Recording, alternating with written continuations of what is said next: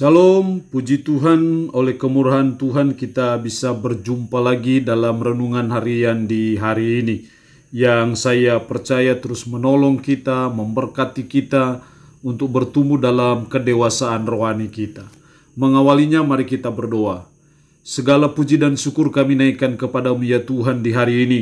Karena Engkau berikan kami waktu dan kesempatan untuk kembali membaca, mendengarkan, merenungkan sebagian dari firman-Mu yang adalah landasan, patokan hidup kami.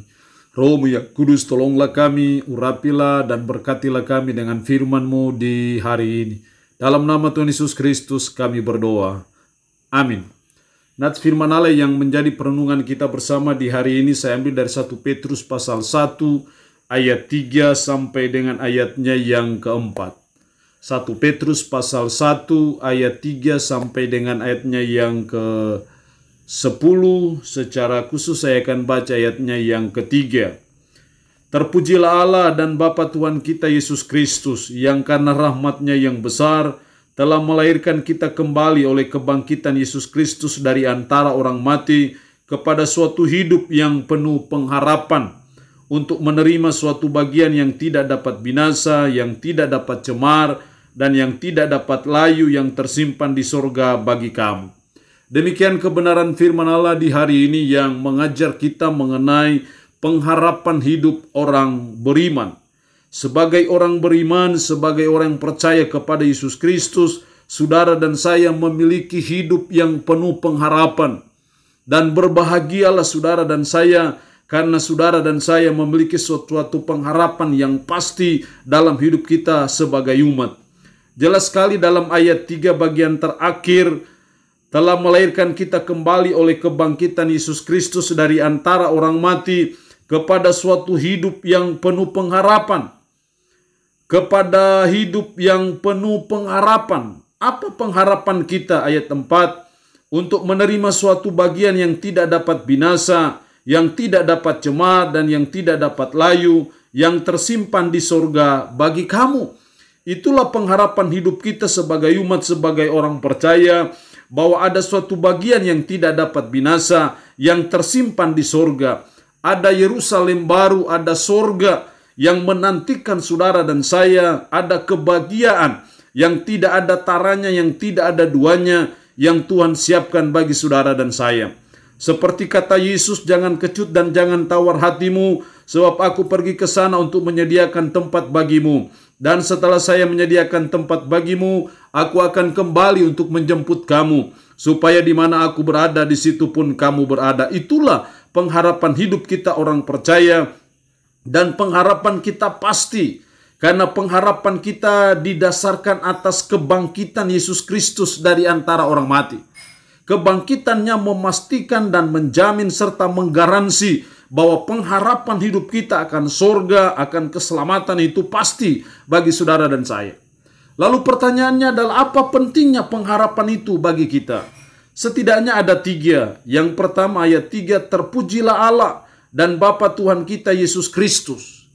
Pengharapan yang membuat saudara dan saya bisa memuji Allah. Sekalipun dalam keadaan duka, dalam keadaan kesedihan, ada dalam penderitaan, ada dalam kesulitan, ada dalam pergumulan, ada pada pandemi COVID-19.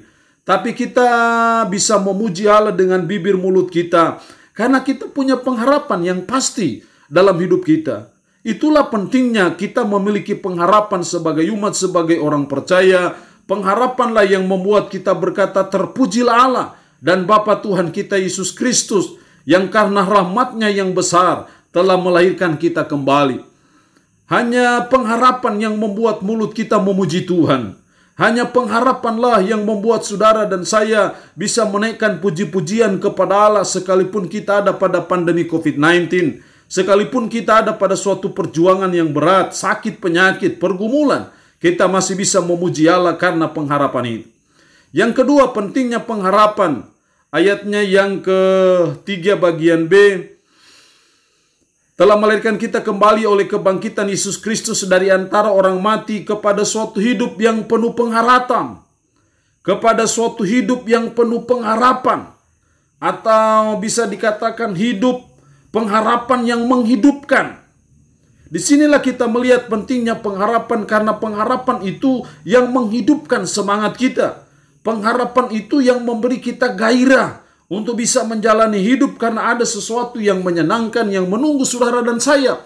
Maka itu membangkitkan zat-zat adrenalin kita, membangkitkan gairah semangat kita untuk berjuang.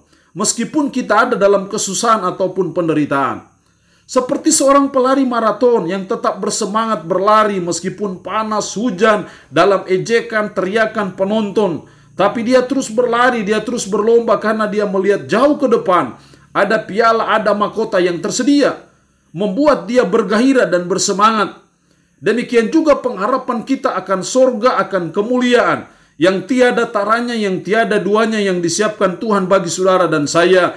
Itu sangat penting karena itulah yang akan menghidupkan kita. Itulah yang memberi kita semangat, gairah dalam menjalani hidup meskipun kita ada pada pandemi COVID-19, meskipun kita ada pada suatu pergumulan, persoalan, tapi kita tetap bergairah. Karena apa? Ada suatu pengharapan yang penuh dengan kemuliaan, yang sedang menunggu, yang sedang menantikan saudara dan saya. Itulah pentingnya pengharapan dalam hidup kita sebagai umat. Yang ketiga, pentingnya pengharapan ayat 6. Bergembiralah akan hal itu. Sekalipun sekarang ini kamu seketika harus berduka cita oleh berbagai-bagai pencobaan. Bergembiralah akan hal itu. Hal yang ketiga, pentingnya pengharapan yang membuat kita masih bisa bergembira. Masih bisa bersuka cita.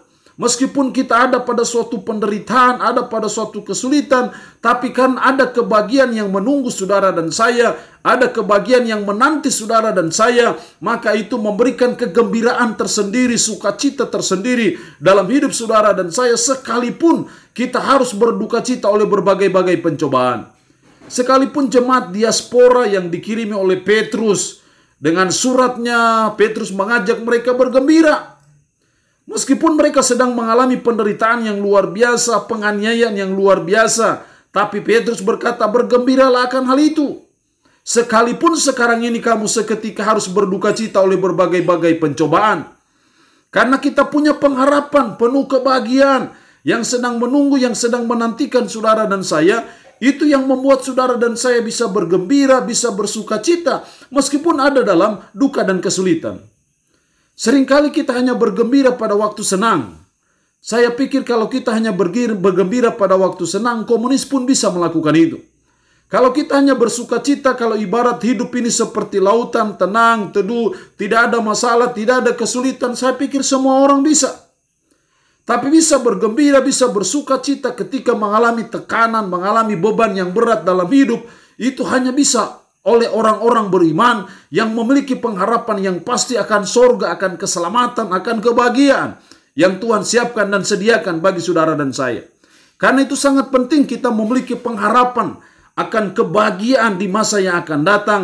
Karena itu yang membuat saudara dan saya bisa bersuka cita, bergembira, meskipun ada dalam pergumulan dan kesulitan apapun juga.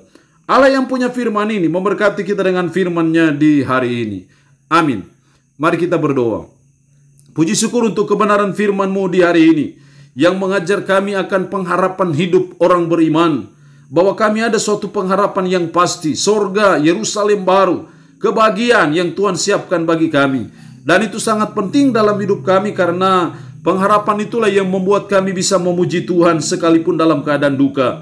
Pengharapan itulah yang membuat kami bisa bergairah, menghidupkan kami sekalipun ada dalam pergumulan dan penderitaan. Pengharapan itu yang membuat kami masih bisa bergembira, bersuka cita sekalipun kami ada dalam tekanan, ada dalam sakit penyakit yang menggerogoti hidup kami. Tanamkanlah, meteraikanlah firman dalam hati dan pikiran kami, dan sanggupkan kami untuk kami bisa memberlakukannya dalam kehidupan kami sehari-hari. Hamba mohon berkat Tuhan bagi umat-Mu yang boleh mendengarkan renungan harian di hari ini. Berkat jasmani, berkat kekuatan, umur panjang Tuhan berikan. Umat-Mu yang saat ini dalam keadaan sakit, tambah berdoa dalam nama Yesus. Tuhan lawat, Tuhan jamah, Tuhan beri kesembuhan dari sakit penyakit yang diderita. Terpujilah nama-Mu ya Tuhan. Dalam nama Tuhan Yesus Kristus kami berdoa. Amin. Shalom. Sampai berjumpa lagi dalam renungan harian edisi berikutnya.